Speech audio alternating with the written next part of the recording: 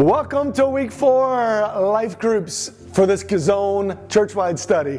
Before we get started with a get-to-know-you question, mixer question, just want to apologize to Rhonda Breeden. She thought I was not making fun. She thought there was something wrong with her group, and there is nothing wrong with their group. I was just joking with them, and they were joking with me. So, Rhonda, we love you. And love your group and all the other life groups that are out there. Hey, the first question I want you to go around and answer is this. If you had a warning label, what would yours say? If you had a warning label, what would yours say? Stop the video and go around and answer.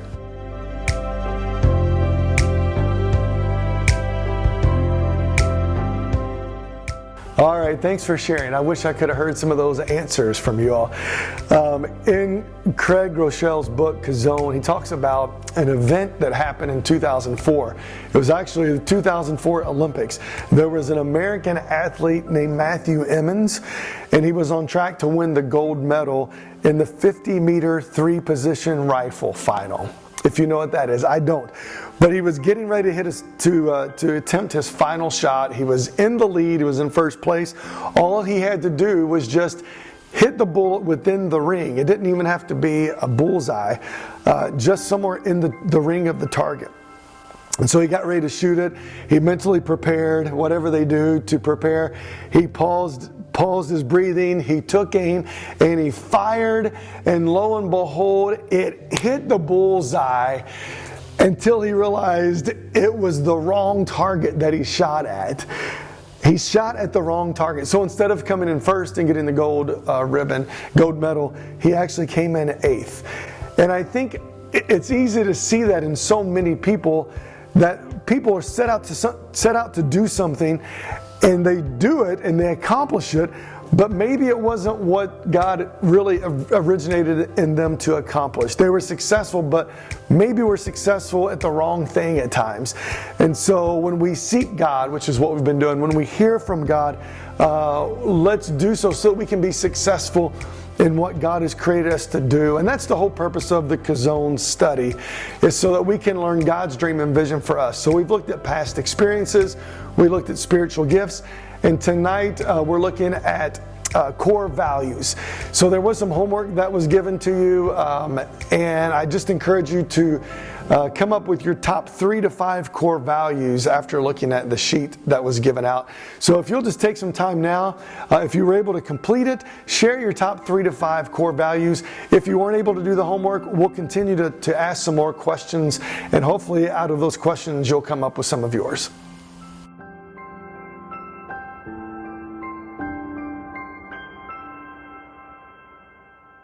So these core values, it does seem like that God has wired us with specific values in our life too.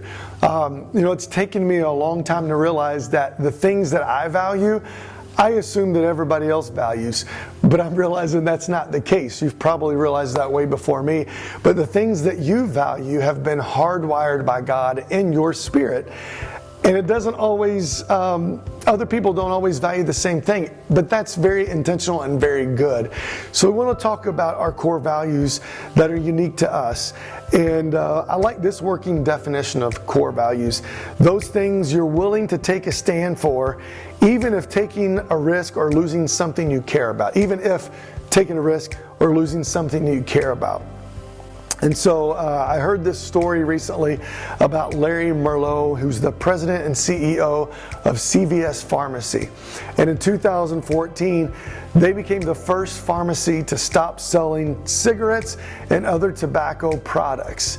Somebody had to take the first step in doing this. And so Larry went to the board and he announced it to the board that their selling of cigarettes and tobacco products actually was inconsistent with their values as a company. Their mission statement is helping people on their path to better health. So health is their main purpose, is their main value. And so they were putting that over what their real value was. And so they began to say, what if we stop selling these products? They realized then that it was going to cost in profits, it would cost them billions of dollars. And so that's where it gets tricky. Everybody wants to live by a purpose. Everyone wants to live by values, but it costs us something a lot of times. And so Larry thought, I'm willing to walk through the fire. I'm willing to embrace this, our values and our purpose, even though it costs us. And they became an industry leader, and other pharmacies followed suit after that. I think it's a great example of living by our values and how our values dictate our behavior and direction. And I thought of some people in the Bible. There's some characters in the Bible that seem to have specific core values. I'm sure they had more values than this, but it seems like a specific one for like King David. The Bible talks about in Psalm that he modeled intimacy with God. The Bible calls David a man after God's own heart, that he desired to dwell in the presence of God. Then there was Solomon, King David's son. God said, I'll give you anything. What do you want? And King Solomon says, I want wisdom. And his core value was wisdom. If you think of some more contemporary examples, if you think of Billy Graham, one of his core values was evangelism. That's what he did. He loved to share the good news of Jesus with people. Or Mother Teresa, one of her core values is compassion. She loved to do whatever she could in order to make a difference in someone's life. So as you look at your life, there are things God has placed in you that you probably feel like, I must take a stand on this because it means so much to you. I want us to go into a time of answering these three questions. I'm going to mention all three of them, and then we'll put them all on the screen for you to pause and to answer. So the first one is this, to help you kind of even identify more specific core values. Number one is, what stirs up righteous anger inside of you? What is it that you see and think, somebody's got to do something about this, and it might as well be me? Is it injustice or racism or poverty or children that are left in need? What is it that gets you emotional? What makes you cry? Those are probably some of your core values. The second question is this, what brings you the most happiness or joy? What is it that makes you leap for joy or makes you the happiest, or what you enjoy celebrating? Number three is, when you look at your personal timeline, what core values do you see revealed?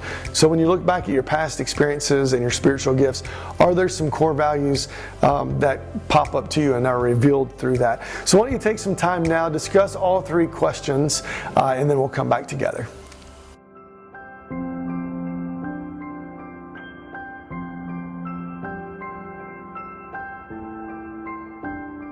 All right, thanks for sharing about those core values. I want to set up your homework for next week just a little bit, because it's all coming to a climax here as we've looked at the three circles of past experiences, spiritual gifts, and core values. Now it's time to put it all together, and we want to encourage you and invite you to write a one-sentence purpose statement with all of these things in mind now. And so the homework for next week is to write a purpose statement. There will be a one-page handout that will lead you through that. But I want to say this. As you go through that exercise, it's okay if you don't know what your Chazown is yet. If you don't know what that vision or dream is that God has for you, it's okay. I think it's normal to not know still, so don't panic. It's just part of the process. But the homework sheet will kind of guide you through this process of writing a purpose statement. We started in week 1. You may not remember. It was Paul in Acts chapter 20, verse 24. Paul wrote, "However, I consider my life worth nothing to me. My only aim is to finish the race and complete the task the Lord Jesus has given me, the task of testifying to the good news of God's grace." Paul's Chazown was testifying to the good news or the gospel of God's grace. And so as we put together our purpose statements, it is in that we're going to gain clarity and we're going to gain passion. When we come up with this Chazown, it'll drive us in what we do daily, because we'll understand a little better why we're here, why God has placed us here in this time in history. Paul says, "I consider my life worth nothing if only I can." And what I would love for you to think about is Paul's here. This will be our last question, but Paul's here, and just think about that and answer this question with your group. I consider my life worth nothing if only I can. And what's one of the things that comes to mind? Because it might be the beginning of your purpose statement. So take a moment and answer that question.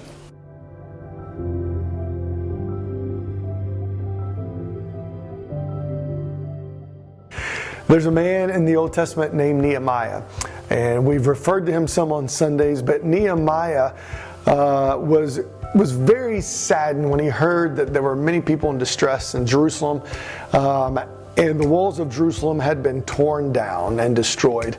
And so he cried and he prayed and fasted, and the king that he was under allowed him to go back to Jerusalem and rebuild the walls. While he was rebuilding the walls, there were a couple of guys who were trying to distract him and actually trying to harm him.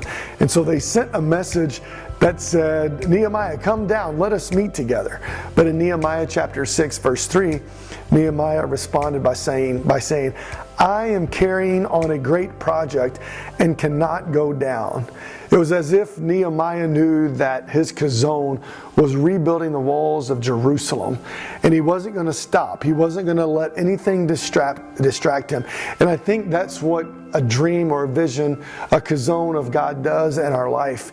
Even when we're tempted by other things, it might mean that this job might be more money, but I can't do that because this is where God has called me, and I can't be distracted. Or it might mean more comfort over here, but I can't do that because I'm doing a great work of God. Or maybe it means that over here means popularity, you'd be more popular.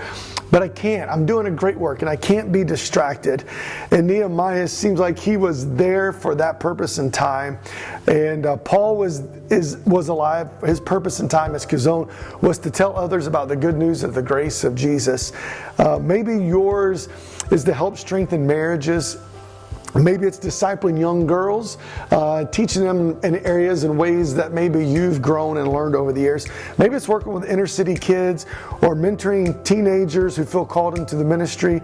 I don't know what it is, but I look forward to you all getting those one sentence purpose statements down and sharing them with one another next week. Matter of fact, I want to remind us that this coming Sunday, November 17th, we are going to take the preaching time to share stories, personal stories. We would love for folks to share just 1 to 2 minutes of what God has been sharing with you, what you've been hearing from God. Maybe it is your purpose statement, but what are some things God has revealed to you as a part of your vision, God's vision for your life? So email me at rob@thenextchapterchurch.com, and would love to hear from several of you so that the church can hear some of your stories. As we get ready to wrap up, I want to leave you with a prayer. And this prayer is by Sir Francis Drake.